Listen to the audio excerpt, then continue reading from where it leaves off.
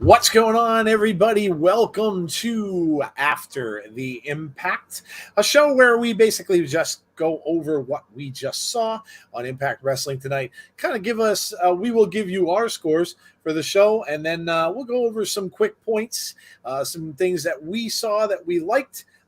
And then we will get on out of here because we've got a game to finish watching that looks like it's going to be a pretty good game. So we're going to go and we're going to watch the end of the game. So we're going to probably not stay too long for this episode tonight. The next few weeks, of course, we'll make them a little bit longer because we'll have more to discuss as we get closer to Victory Road. So let's see. We got the Coug in there saying 8.5 out of 10, solid show.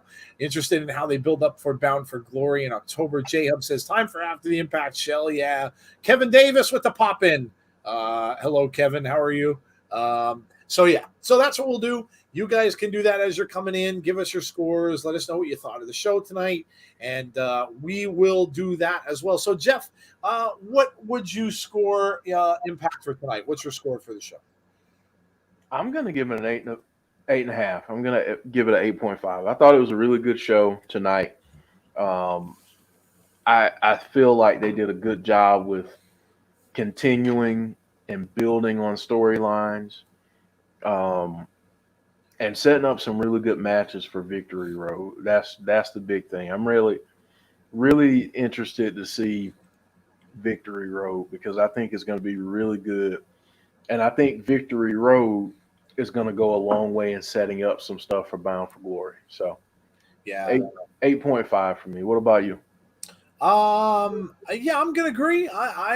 Everybody in the chat was saying 7s, 8s, and stuff like that. I'm gonna agree with you. I think I'm gonna give it an 8.52.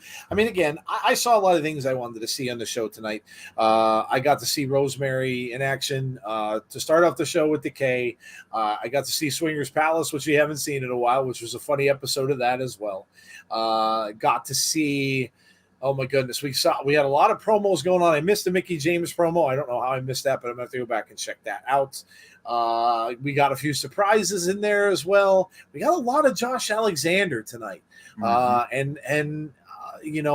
course, the thing coming up with him and Chris Sabin, of course, the contract signing, but we also got a lot of interaction with him and Christian as well. So that's going to be interesting to watch. Going forward. And of course, Moose and Morrissey got to see that and the unstoppable team that they should be in set up for that big 5-on-5 that we are going to get next week, which is going to be absolutely crazy also. So 8.5 for me. I thought it was good. I like the promos. Let's not forget the Violent by Design thing that's going on too with Rhino, which is excellent. So I enjoyed the promos. I liked the backstage stuff, and I liked everything that was happening in the ring as well. So no boring points for me at all tonight. The thing with Macklin and Petey Williams, of course, getting interrupted by TJP, which is going to set up a storyline for them going forward also. Impact does a great job of that. We've always said that, and they did a great job of it tonight. So 8.5 for me. Let's see what everybody's got. Chad says Impact 8 out of 10. Great show on the podcast as always. 10 out of 10. Thanks, Chad. Appreciate it. James Chadwick says, let's fucking go, baby. 8.75 out of 10 for James. 8 out of 10 for J-Hub. Derek said, I missed Mickey's promo. Yeah, I did too.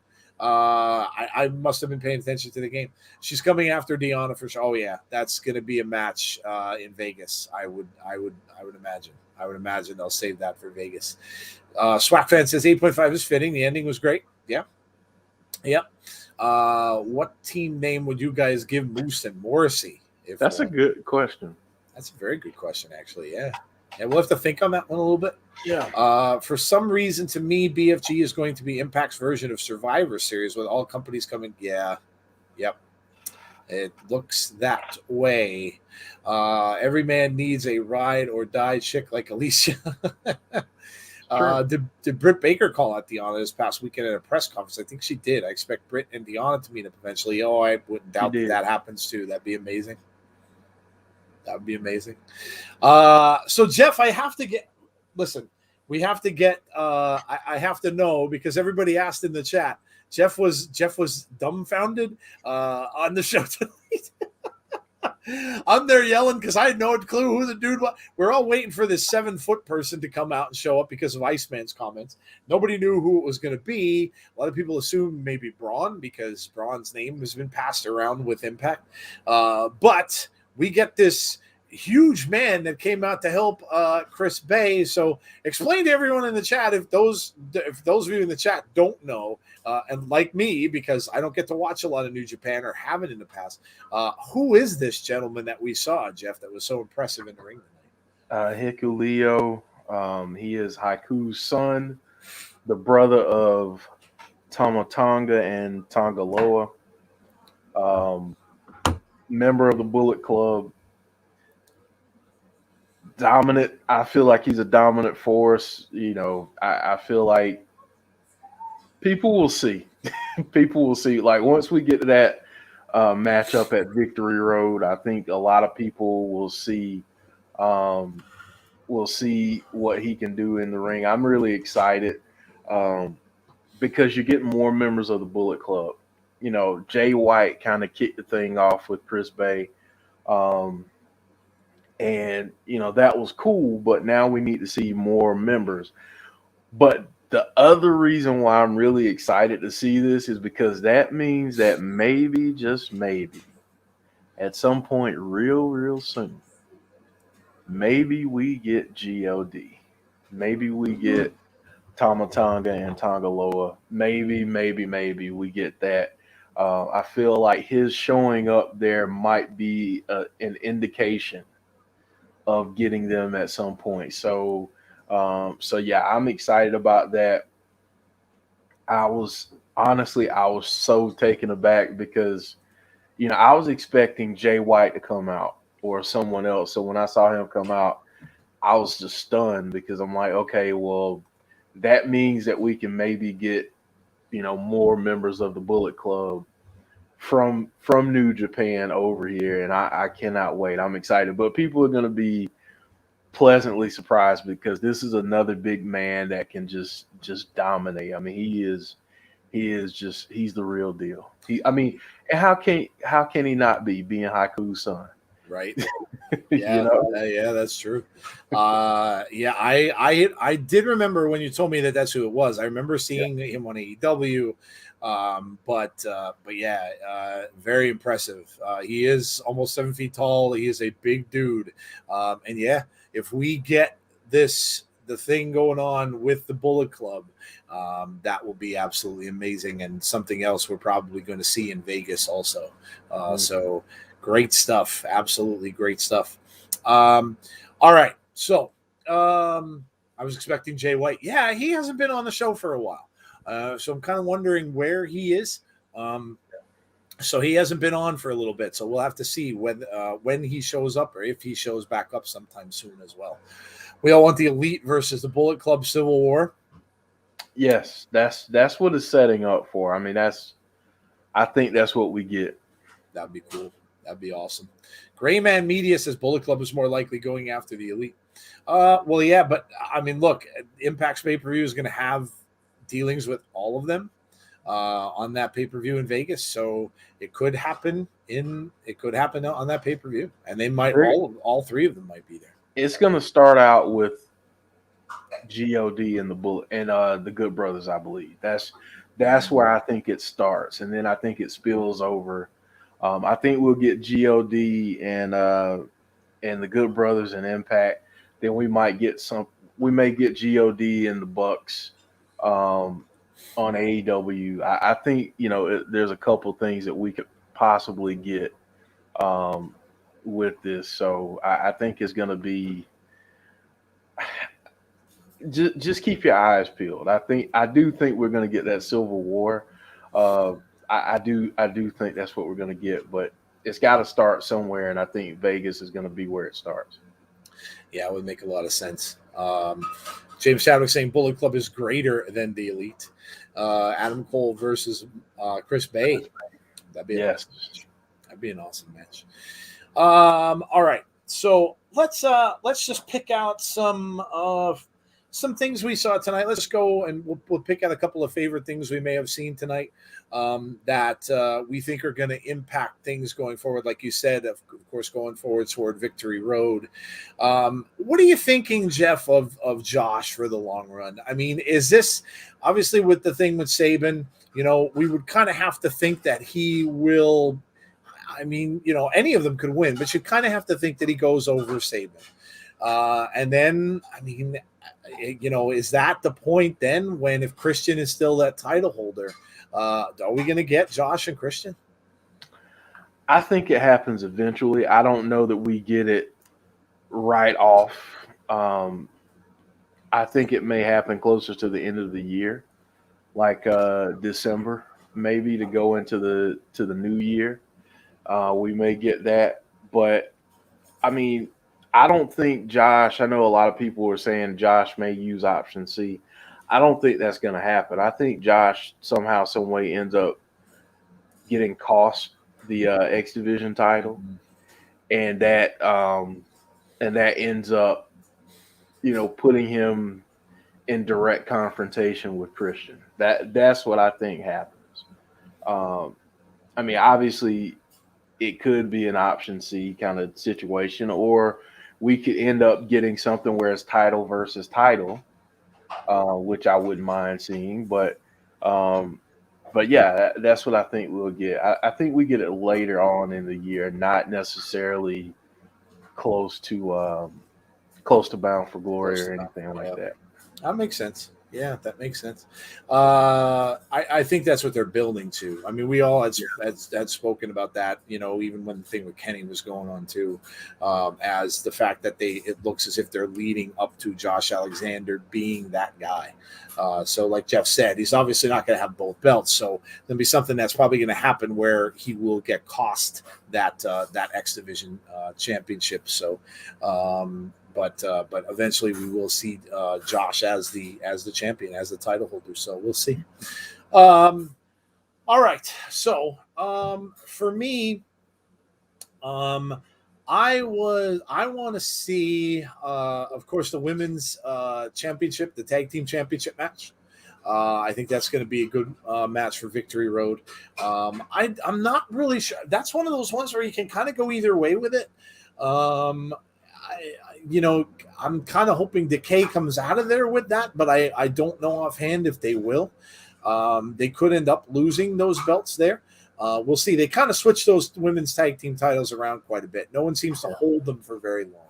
So they could end up losing that match. We'll have to see. What do you make of the thing with Su Yung? I mean, where do you think they're going with that? Now that they peaked in the Swingers Palace, I mean, anything could happen with that whole thing. I mean, where do you think they're going with Su Yung and her cohorts? I think she's building up another army of undead brides. Okay. That's what I think is happening. I think, and where it leads, I don't know. Does it lead to or going after Deonna, maybe? Does it lead to going after Deonna? Does it lead to them going after the Knockouts tag team titles? I don't know. I think it's telling because it's been a while since we've seen Deonna and Su Yung. So could Su Yung be the one to take the belt off of her and, you know, do something different? I don't know. I mean, I think right now with Deonna, she's so on top of her game that I just feel like no one's going to beat her right now. Like I could see her holding on to the belt until Slammiversary, which is crazy for me to say, but yeah. I wonder if they're going after the swingerettes from there. I wonder if she's going to grab a couple people from in that group, and bring them into the fold as well. So that'll be interesting to see where they go. But I think she is going to end up going after Deonna. I think that's what it is. I think she's just recruiting some help. or somebody to have her back, or like Jeff said, the Undead Brides. But I think she's eventually going to go for Deanna. Mark has a question here. So Mark says, question for someone who is still new in watching Impact. What is option C? Is option C equivalent to Money in the Bank briefcase cash-ins? Jeff would know that better than I do because I didn't see option C being used. But yeah. Go ahead, Jeff. You can explain. Yeah, it's essentially the X Division title holder cashing in their X Division title for a shot at the Impact World Heavyweight Championship. So there you go. So, yeah. So you can basically take the X Division title and use it as a cash in to get a title shot. So would make a lot of sense if they bring that back out. Yeah. KFC is talking about WWE. I get why WWE is releasing guys so that Vince can shift talent from WWE to AEW systematically. Once he's done, he will sell WWE to Disney and buy AEW. What a genius! Oh boy. I don't think that's gonna happen, KFC. I really don't think so. All right. So what do you think of Moose and Morrissey, Jeff? How long do you think that whole alliance lasts? Are they gonna get past next week with the two of them still intact? I think they'll get past Victory Road. And then what may end up happening is they may have a little fallout about who was really the catalyst for them winning that match, because I do think that they're going to win it. But who was really the real reason why they won that match? Yep. And the egos might get involved there. So yeah. I don't know how a ring's going to hold that match when the two of those guys, when they go against one another eventually. Oh my gosh. Grayman asked, so is Deonna Purrazzo going to be PWI's 500's number one woman? Listen, it'd be hard not to have her in that spot, in my opinion. I'd have her there. Yeah. I don't really know. I mean, she's kind of almost like an equivalent of Kenny with winning the other belt that she did. I can't say. I mean, Britt Baker is great, but she hasn't been in that spot for nearly as long as Deonna has. Who else you gonna say? I mean, Bianca held it for a little while as well, but again, not in that spot for that long. I try to think of NXT. I mean, Io Shirai had that for a while, but ever since then, it's been kind of passed around a little bit. So I really don't think there's anyone else. I think that has to be. I think she has to be number one. No doubt. I would say her at 1, Thunder Rosa 2. Yeah, Thunder Rosa has to be up there too. And then maybe Charlotte or Sasha at 3 and 4. Yeah, Charlotte's had another good year, of course, winning the title again as well. So, yeah, I would agree. Conrad says, yo! What's up, Conrad? All right. So, let's sort of put a wrap on this one, Jeff. What are we most looking forward to next week? For me, it's that big 5-on-5 because that's going to be absolutely insane and chaotic.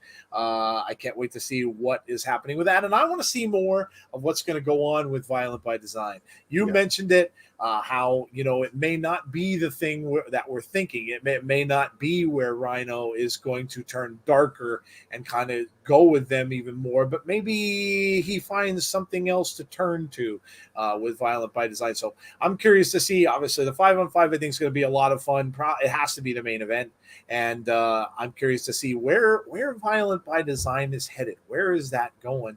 And also, seeing Zicky Dice in the ring tonight with some people in there was a lot of fun too. So again, I'm glad for Zicky. I'm glad he's getting his shot, and I'm glad that Zicky's getting some good airtime on Impact. What about you? I'm looking forward to the 5-on-5. I think it'll be great. I do think that Violent by Design turns on Rhino. I think it makes way for a new member. And I think that might be one Buddy Matthews. Yes. I know a lot of people are talking about the comparisons between his promo and kind of breaking out of that jail and everything. I think that's fitting because where do we see a lot of Violent by Design promos taking place? Yep. Just gonna throw that out there. So Yeah, that's very true. So yeah, that's what I think will happen. All right. Last question, Jeff. Where do you think? I mean, now you just mentioned about Buddy. Where do you think Braun's going to come into? If we do get Braun Strowman, and nothing's been solidified, nothing's set in stone, but where do you think Braun would fit in if they bring him into the fold? That's a good question. I think you kind of have to have him as a monster all on his own to start out with. If you eventually want to tie him to someone, I'd really like to see him and Macklin kind of in a faction at some point. Yep. I don't think Braun needs a faction if he goes there, but I don't know. I mean, I think you just bring him in as this mysterious monster and just have him destroy a bunch of people in the beginning. And then, if we get another, if we just happen to get another signing of someone in October, maybe you create another faction that rivals Decay. Just going to throw that out there. There you go. All right. Will the Cowboys and Bucks, you mean, have any effect on Impact's ratings? Still saying the Patriots because he's thinking Brady. I don't know if it'll have any impact on or effect on Impact per se. I mean, listen, the NFL without a doubt is gonna have impact on a lot of people's ratings. It's gonna impact Raw for sure this coming Monday. Then they have Thursday Night Football as well. So. I don't know. I think Impact has they've got a pretty good following of people, and even if they're not watching it live, I'm sure they'll go back and watch it later on. So I don't know. I think wrestling and NFL football are kind of I don't know that many wrestling fans are going to be football fans and so on and so forth, but yeah, you never know. The NFL will affect ratings though. Overall, absolutely overall. All right, guys, that's going to do it. Jeff and I want to get out of here because we want to go watch the end of this game. It's 21-19 now, third quarter. Bucks just had to punt, so it's going to be an interesting game. This is going to come down the wire. Jeff called it. I really thought Dallas was going to get shellacked, so I'm pretty pleasantly surprised by the outcome so far. So it's going to be a nail biter to start the season, so it should be a lot of fun. All right, guys, that is it for us for tonight. Thanks for joining us for After the Impact. Hope you guys had fun. Hope you enjoyed Impact tonight, and hopefully you come and check us out again on our next show, which will be tomorrow night, 7:30 p.m. Eastern Standard Time. That'll be SmackDown, Super SmackDown from MSG. Should be a huge show. Might get something a little more about that Undertaker and New Day interactive show as well tomorrow, especially if Undertaker's there, and that's the rumor. So we'll see if he comes out and he talks about that. But tomorrow should be a lot of fun if you're a WWE fan. If not, if you're just a wrestling fan, a lot of history in MSG. And, of course, New York, the day before 9/11. And don't forget to watch that 9/11 wrestling show as well tomorrow after. Some of you, of course, watching Rampage after you watch that, check that out. Make sure you check that out. It's a historical thing for wrestling. And then come back. We will be back on Saturday, 9:00 p.m. Eastern Standard Time. We will be back with our weekly wrap-up show, which we haven't gotten a chance to do in a long time. We're going to be going over our mid-year awards. A little late, but better late than never. And we'll be talking about news. We'll be talking about, we'll do a little debating. We will have maybe some grievances to air. And we will end the night with some funny stuff from Jesse Callan as well, and the lighter side of wrestling. So that's it, guys. Have a great rest of your night. And hopefully we will see you all for our next stream tomorrow night at 7:30. Take care, everybody. Stay safe and have a good